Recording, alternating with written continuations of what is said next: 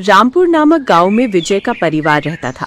उसके परिवार में उसकी पत्नी राधा और उसकी बूढ़ी दादी कांता देवी थी, जो सब एक ही घर में रहते थे। एक दिन विजय ने अपनी धान की फसल को मिल तक ले जाने का फैसला किया। जब वह धान की बोरियों को अपनी बैलगाड़ी पर लाद रहा था, तो उसकी पत्नी राधा ने उसे देखा और पूछा कि वो धान कहाँ ले जा रहा है। विजय ने ताना मारते हुए जवाब दिया, ये घर में बेकार पड़ी थी तो सोचा कि गांव में किसी को दान कर दूं।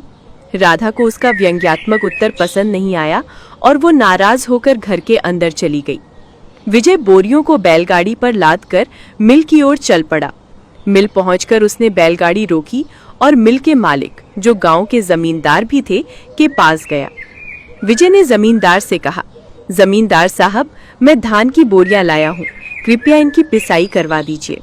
जमींदार ने कहा, ठीक है विजय, लेकिन एक बोरी की पिसाई का 50 रुपए लगेगा।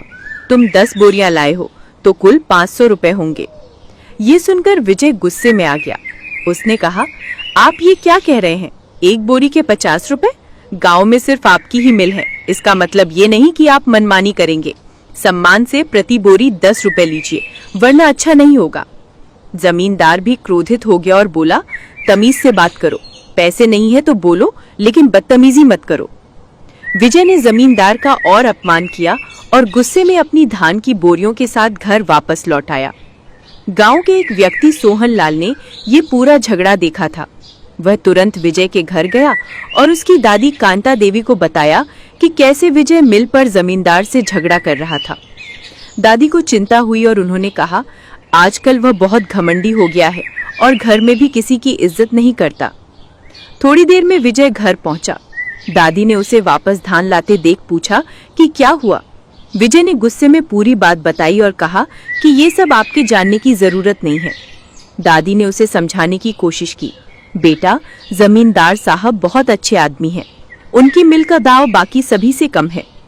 दादी ने उसे ये भी याद दिलाया कि कैसे उसके पिता भी इसी तरह के गुस्से और झगड़ालू स्वभाव के कारण घर छोड़कर कहीं चले गए थे। लेकिन विजय ने अपनी दादी की बातों पर कोई ध्यान नहीं दिया और उन्हें चुप करा दिया। अगले दिन दीनदयाल नाम का एक गरीब ग्रामीण मदद के लिए विजय के घर आया।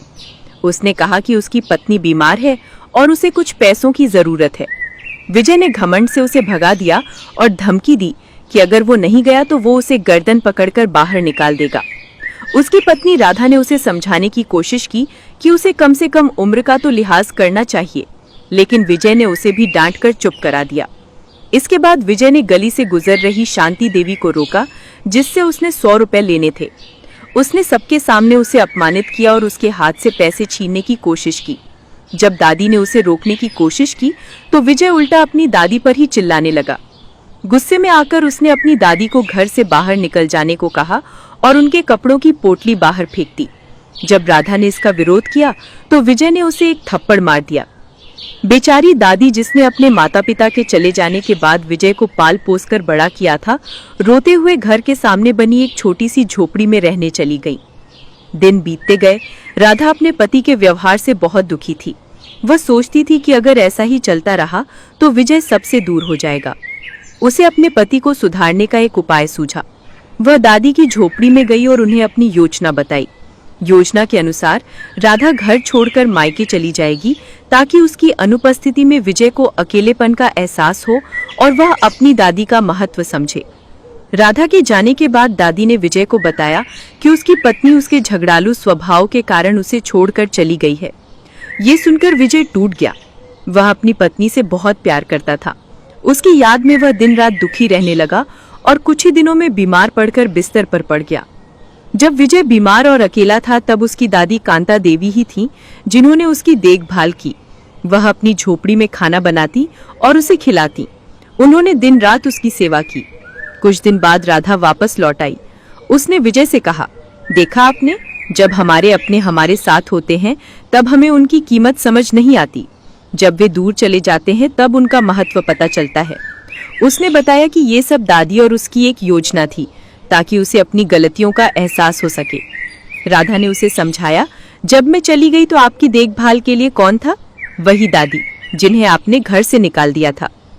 विजय को अपनी गलतियों का गहरा एहसास हुआ। उसने रोते हुए अपनी दादी और पत्नी से माफी मांगी। उसने गांव वालों के साथ किए गए अपने बुरे बर्ताव के लिए भी क्षमा याचना की। दादी ने उसे माफ कर दिया और कहा कि वे बस उसे सुधारना चाहती थी। उस दिन के बाद विजय पूरी तरह से बदल गया। वह सबके साथ प्यार और सम्मान से रहने लगा और अपने परिवार तथा गांव वालों के साथ खुशी खुशी जीवन बिताने लगा।